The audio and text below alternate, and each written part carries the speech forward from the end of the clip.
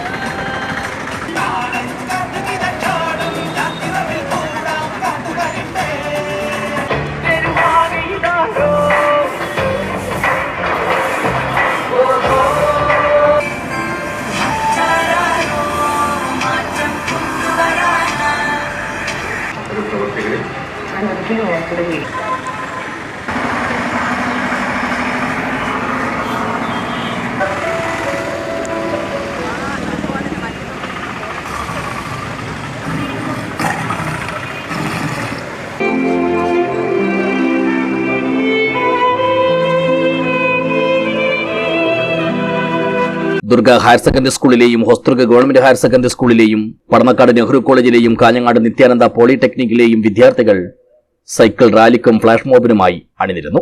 പുതിയകോട്ടയിലെ mini civil station പരിസരം കേന്ദ്രീകരിച്ചാണ് cycle rally ആരംഭിച്ചത്.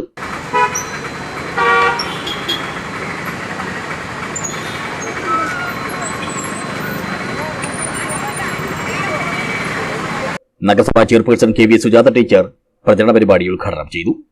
നവകേരളം സ്വച്ഛതാ ഹി സേവ ക്യാമ്പയിനുകളുടെ ഭാഗമായിട്ടുള്ള വിവിധ പ്രവർത്തനങ്ങൾ കഴിഞ്ഞ കുറേ ദിവസങ്ങളായി കാഞ്ഞങ്ങാട് നഗരസഭയ്ക്കകത്ത് നടക്കുകയാണ്.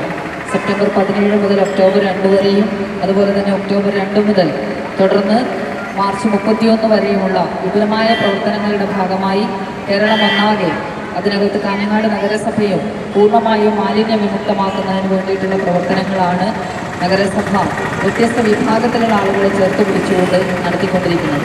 ചടങ്ങിൽ വൈസ് ചെയർമാൻ ബിൽറ്റിക് അബ്ദുള്ള അധ്യക്ഷനായി. ആരോഗ്യകാര്യ standing committee chairperson KV Saraswathi, കൌൺസിലർമാരായ നജ്മ റാഫി, 7 സ്റ്റാർ അബ്ദുൾ റഹ്മാൻ, H അശോക് കുമാർ എന്നിവർ സംസാരിച്ചു. നഗരസഭ clean city manager Shine P Jose സ്വാഗതം പറഞ്ഞു. News bureau, Kanhangad.